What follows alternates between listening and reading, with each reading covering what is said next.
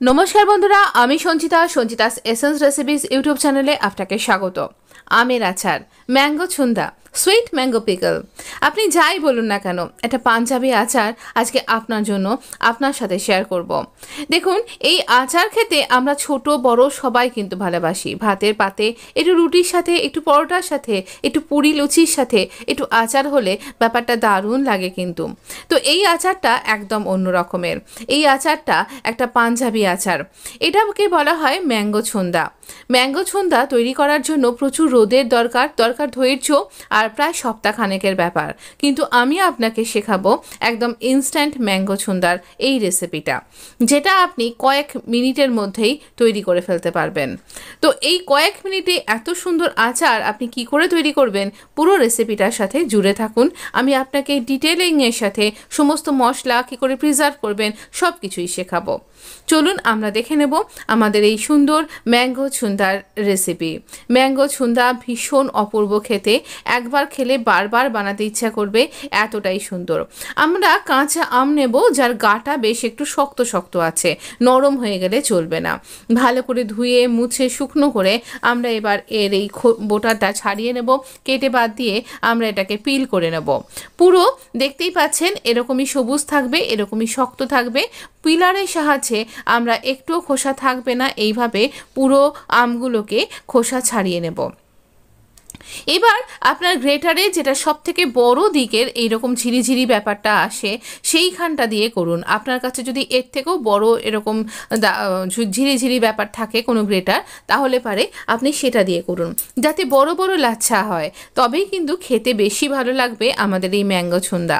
এই ম্যাঙ্গো ছুন্দা আচারটা রোদে চিনির সাথে, নুনের সাথে, মশলা দিয়ে ভালো করে জারিয়ে রোদে দিয়ে দিয়ে এটা তৈরি হয়।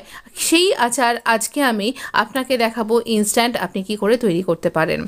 এইভাবে আমরা ম্যাঙ্গো লাচ্ছাগুলোকে তৈরি করে নিয়েছি। এখানে মোটামুটি আমার কাছে এই লাচ্ছার পরিমাণ দাঁড়িয়েছে মোটামুটি ধরুন আন্দাজে 500 মতন। আপনি বাটি দিয়েও মেপে নিতে পারেন। যা আমাদের এবারে আমরা তৈরি করব একটা মশলা, যা আমাদের আচারকে আরও বেশি টেস্টি বানাতে সাহায্য করবে।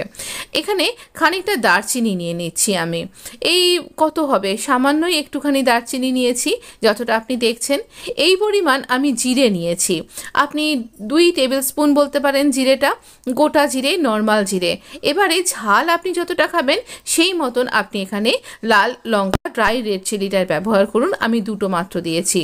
এখানে আমরা এই মশলাগুলোকে আমরা কিন্তু ড্রাই রোস্ট করব না, জাস্ট একটুখানি গরম করে নেব মাত্র। হ্যাঁ, এই দেখছেন আমি হাত দিয়ে আপনাকে দেখাচ্ছি বোঝানোর জন্য যে এটা জাস্ট একটু গরম হবে মাত্র। এটার মধ্যে কোনো রকম কালার আসবে না, তাহলে কিন্তু আমাদের আচারটা কালো কালো হয়ে যাবে। যখন বেশ জিরেটা পটপট করছে আর গরম হয়ে গেছে সব মশলাগুলো, আমরা তুলে নিলাম, ঠান্ডা করে গুঁড়ো করব। এই গরম কড়াইয়ের মধ্যে ওই যে গ্রেটেড ম্যাঙ্গোটা সেটা দিয়ে দিলাম। 500 গ্রাম মতন আমার এই পাল্পটা রয়েছে। এতে দিয়ে দিলাম 600 গ্রাম চিনি।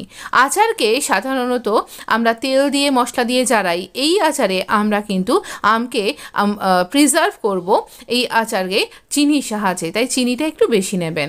এই চিনির সাথে সাথে দিয়ে দিয়েছি দারচিনির একটা টুকরো, ভীষণ সুন্দর ফ্লেভার আসবে। আমি একটু কেশরও দিলাম, যেটা আমি লিখতে ভুলে গেছি এই মুহূর্তে। এই কেশরের জন্য ভীষণ ভালো কালার আর কিন্তু ভালো ফ্লেভার আসবে। একটুখানি নুন দিতে কিন্তু ভুলবেন না, একটুখানি নুন দিয়ে দিলাম আমরা। এবারে দিচ্ছি হলুদ, একটু হলুদও দিতে হবে। হলুদও আচারকে প্রিজার্ভ করতে নুন হলুদ সাহায্য করে, তাই অবশ্যই কোনো কিছুকেই বাদ দেবেন না। এবার আমরা কিন্তু মোটামুটি মিডিয়াম টু হাই ফ্লেমে রান্না করব। পুরোটা জলজলে ব্যাপার হয়ে যাবে অবশ্যই চিনিটা গলে গিয়ে।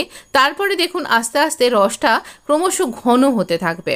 রসটা যখন এরকম ঘন হচ্ছে, অনেকখানি ফেনা মতন তৈরি হয়ে গেছে, তার মানে বেশ খানিকটা ঘন হয়ে গেছে। তো আমরা কি করে বুঝবো যে আমাদের আচারটা তৈরি হয়ে গেছে? দেখুন এই রকমভাবে যখন আমরা তুলে ধরছি, একটা ধারায় কিন্তু এটা পড়ছে। তো যখন এটা দেখবেন এরকম এরকমভাবে একটা পাত্রের মধ্যে তুলে ধরুন। তা আর এই মশলাটা আমরা এবারে মিশিয়ে দেব। এবার ওই পাত্রের মধ্যে এই আমাদের এই আচারের রসটা এবার একটু ঠান্ডা করে নিয়ে আমরা এটাকে টাচ করব। এখানে যতটা মশলা তৈরি করেছিলাম সবটাই গুঁড়ো করে এভাবে দিয়ে দেব। আচারের মশলা একটু দাঁড়া করে কিন্তু বাটতে হয়, তাই একটু দানা দানা থাকবে, এই রকমভাবেই কিন্তু বাটবেন। ভালো করে মশলাটা আমরা মিশিয়ে নিলাম, ফ্লেমটা একই রকমের থাকবে, জোর করা। এবার এটা ঠান্ডা হয়ে গেছে, হাত দিয়ে এভাবে দেখব, দেখুন একটা তার মতন তৈরি হয়েছে। এই এক তার যখন তৈরি হয়ে যাবে, এক তারের চাটনি যখন তৈরি হয়ে যাবে, আমরা গ্যাসের ফ্লেমকে অফ করে এই আচারটাকে আপনা আপনি ঠান্ডা হতে দেব। সম্পূর্ণ ঠান্ডা হয়ে গেলে একদম স্টেরিলাইজড করা একটা গ্লাস জারের মধ্যে এটাকে ভরবো। যে স্প্যাচুলা দিয়ে বা হাতা দিয়ে আমরা এটা ভরবো সেটাও যেন স্টেরিলাইজ করা থাকে, কোনো কিছুতেই যেন এক ফোঁটাও জল না থাকে, তাহলে কিন্তু আমাদের এই প্রিজারভেশনটা ঠিকঠাক হবে না, আচার নষ্ট হয়ে যেতে পারে। তাই এই রকমভাবে আমরা এখানে নেব, এইভাবে ভরবো। যখন আমরা আচার বার করব আমাদের স্পুনটাও যেন একটু জল লেগে না থাকে, আর একদম পরিষ্কার পরিচ্ছন্ন যেন হয়। কোনো কিছু যদি এখানে নোংরা টাচ করে আমাদের আচারে, বা কোনো জলীয় অংশ যদি টাচ করে আচারে, তাহলে আচার কিন্তু নষ্ট হয়ে যাবে। তো এইভাবে আমরা আচারটাকে রেডি করে ফেলেছি। এবার আর কি এনজয় করতে থাকুন। ডাল ভাতের সাথে তো জাস্ট অপূর্ব লাগবে। আর কিসের সাথে থেপলা খাচ্ছেন, একটু নিয়ে নিন, একটু পুরি বানিয়ে নিন, এই আচারটা খাবেন বলে।